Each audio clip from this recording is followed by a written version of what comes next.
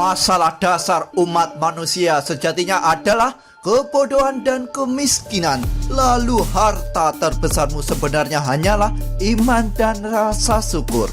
Perjanjian Gaib berkisah tentang sebuah keluarga miskin yang gagal melakukan pesugihan dan beralih bekerja sebagai pembantu orang kaya raya yang ternyata melakukan sebuah perjanjian gaib. Lalu, gimana nasib mereka setelah itu? Daripada penasaran, subrek dulu Awan Channel dan inilah alur cerita film Perjanjian Gaib.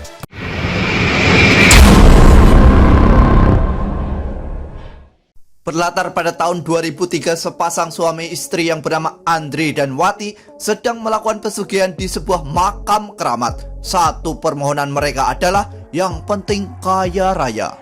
Lewat judi juga boleh. Yang penting kaya dulu aja. Ya. Selesai melakukan ritual, bukannya mereka menjadi orang kaya baru, Wati justru mendapatkan harta karun yang lain, yaitu berupa positif hamil. Sampai pada akhirnya Wati menemukan sebuah info lowongan kerja dibungkus makanan milik Andri dengan pekerjaan yang sangat mudah, yaitu mengurus seorang lansia, dan yang paling menarik adalah bonus sesuai performa. Keesokan harinya, tanpa berpikir panjang, dengan menggunakan sebuah becak, mereka begitu bersemangat menuju rumah kediaman lansia itu, dan ternyata rumah mereka mewah sekali. Waduh nemen rek. Saya sempat bekerja Sesampainya di sana, mereka melalui beberapa tes atau interview yang sangat mudah. Alhasil, mereka dipastikan diterima bekerja di rumah mewah itu. Pekerjaan yang sudah saya kasih tahu. Siapin saja di pagi hari, upah dinyalain sesuai aja. Pokok pekerjaan mereka adalah menjaga seorang lansia. Tapi selain itu, mereka juga harus memberi makan beberapa ayam. Dan yang tak kalah penting adalah memberi sesajen. Scene berganti di mana Nenek Ayu sedang berjemur sambil menikmati sebatang rokok. Tak lama setelah itu, tiba-tiba Tejo muncul sambil membawa kembang kantil kesukaan Nenek Ayu.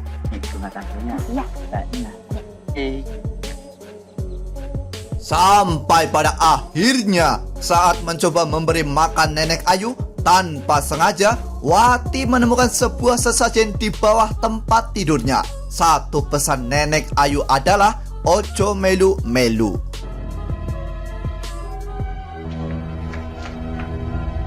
Masih bersama Nenek Ayu, di mana saat Wati sedang memandikan nenek itu, dia tiba-tiba melotot sambil melihat ke atas. Dan karena hal itu, Wati sangat ketakutan lalu bergegas pergi. Entah santet atau kebanyakan dosa, karena saat masih berendam, air bak berubah menjadi hitam. Lalu kemudian Nenek Ayu memuntahkan darah segar. Tapi beruntung sekali karena Andri datang dan membopong Nenek Ayu.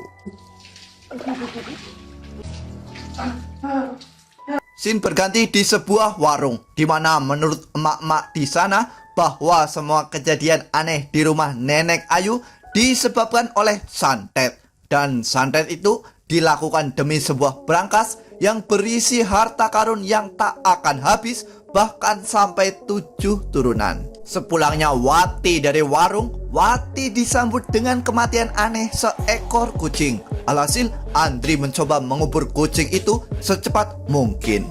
Sementara itu, Wati bergegas membuat bubur dan tiba-tiba nyala lampu menjadi kelap-kelip layaknya diskotik. Dan bersamaan dengan itu, Nenek Ayu kejang-kejang lalu tewas mengenaskan.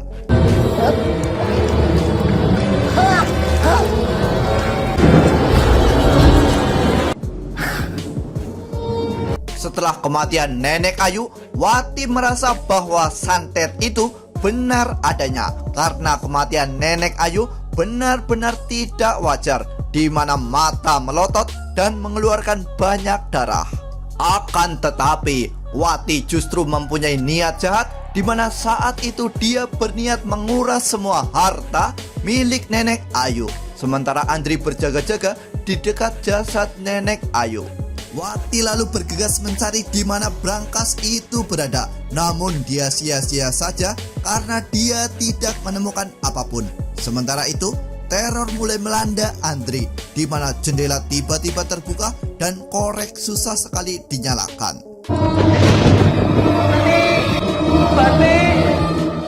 Sampai pada akhirnya mereka penasaran dengan sebuah lemari. Namun sayangnya mereka kesulitan membuka lemari itu, bahkan sampai Wati tertidur. Di saat memutuskan belum menyerah, Andri mendengar sebuah nyanyian lagu Jawa dan menemukan fakta bahwa jasad Nenek Ayu tidak ada di tempat. Lalu tiba-tiba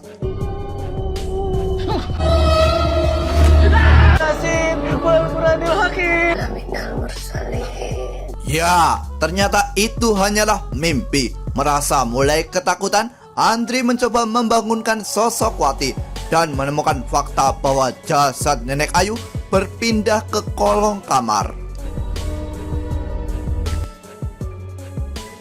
Keesokan harinya, Tejo seperti biasa mengantar kembang kantil kesukaan Nenek Ayu.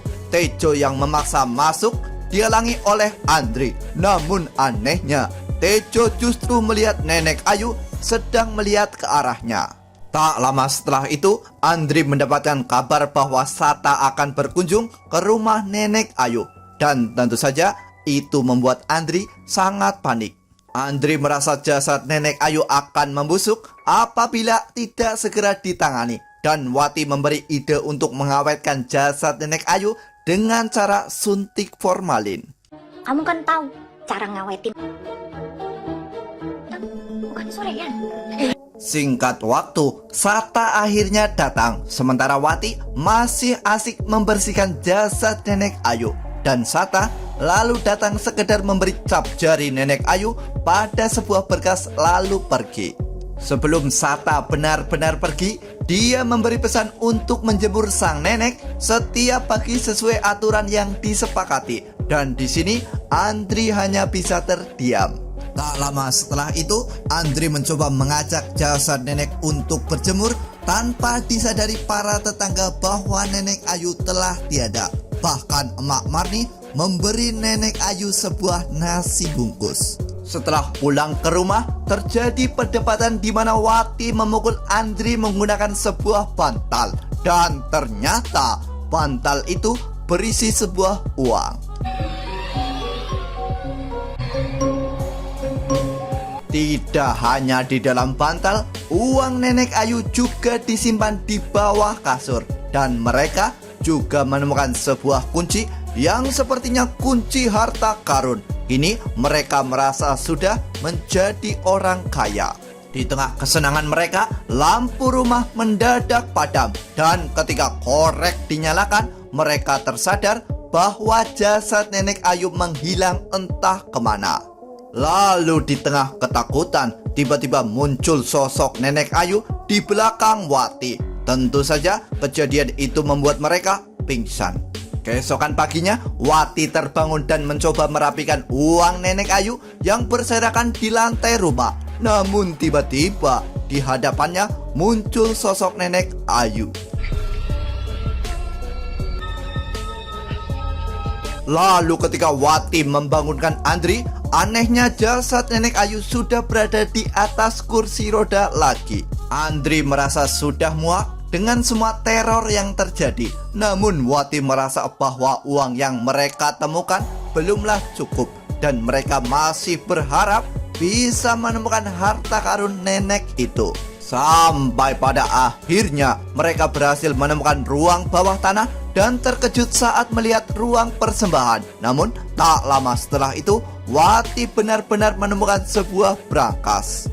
Sementara Andri menemukan sebuah foto dan flashback ke masa lalu. Tapi mereka tersadar saat mendengar sebuah hentakan kaki manusia yang datang ke rumah itu. Dan ternyata itu adalah Nawa, anak keempat Nenek Ayu. Andri yang panik lalu mencari jasad Nenek Ayu dan sangat kaget manakala jasad itu sudah kembali ke kamar. Namun setelah itu Nawa menyuruh Andri untuk pergi berbelanja. Setelah berbelanja, Andri masih mencoba mengamati kode di balik foto milik Nenek Ayu. Dan menurut Emak Mirna, Nenek Ayu mempunyai 100 orang anak, di mana satu persatu akan tewas tepat di hari ulang tahun. Kembali ke sosok Wati, di mana kini dia terheran-heran manakala melihat Nawa dan anaknya begitu ceria di depan jasad sang nenek. Kapan? Mama ini suka warna merah ya? Tak lama setelah itu, Andri akhirnya pulang dan lagi-lagi mengajak Wati untuk segera pulang karena khawatir akan terjadi hal-hal yang buruk menimpa mereka. Belum kapok juga, kali ini Wati mencoba kembali mengotak-atik brankas sampai tak sadar kalau jasad Nenek Ayu berada di belakang dia. Sementara di sisi lain, Andri justru melihat Wati bertingkah aneh.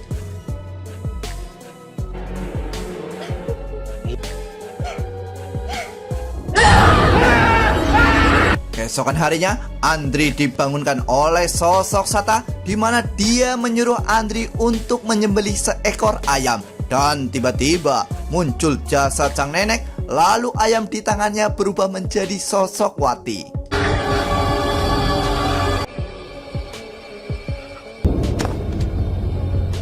Kejadian itu membuat Andri melakukan sebuah pengakuan di depan Sata, di mana dia telah mengawetkan jasad nenek dengan sebuah formalin. Namun anehnya, Sata tidak percaya karena Nenek Ayu masih dalam keadaan segar bugar. Scene berganti di mana kini Wati mulai frustasi dan mengatakan bahwa dirinya sedang hamil anak Andri. Alhasil mereka mencoba menangis meratapi sebuah takdir, yaitu menjadi miskin. Tidak mau berlarut dalam kesedihan, Andri mencoba mengalihkan sosok Sata, sementara Wati mencoba membuka brankas kembali. Tentu saja teror Nenek Ayu masih berlanjut.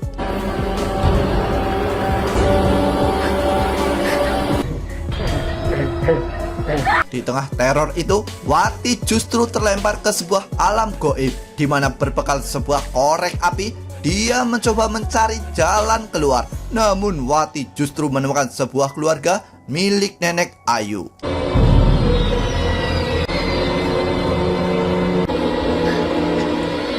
Saat akan mencoba melihat lebih dekat, Wati justru dikagetkan sosok Andri yang membuat dia tersadar. Lalu berbekal sebuah ilham, Wati membuka brankas Nenek Ayu. Dan luar biasanya, brankas Nenek Ayu kini terbuka.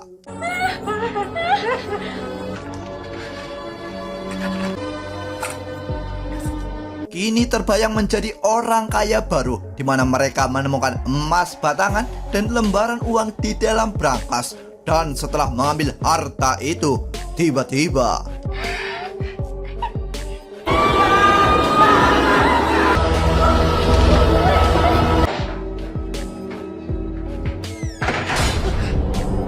ya, kini mereka justru memasuki alam goib, di mana mereka melihat keluarga Nenek Ayu bersama arwah anak-anaknya yang telah tewas karena dijadikan sebuah tumbal.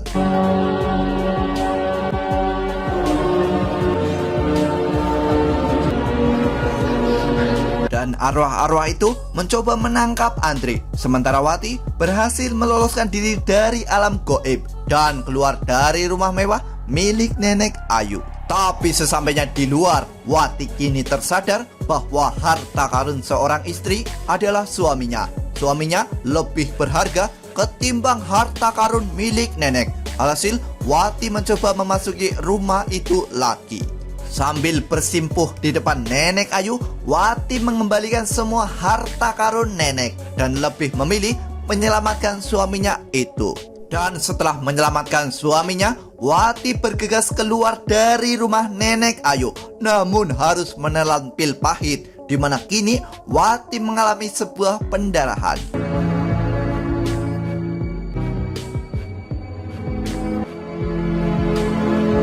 Dan film Perjanjian Goib tamat dengan adegan di mana Nenek Ayu bersama keluarganya yang sedang merayakan ulang tahun. Tak lupa saya mengucapkan selamat ulang tahun Nenek.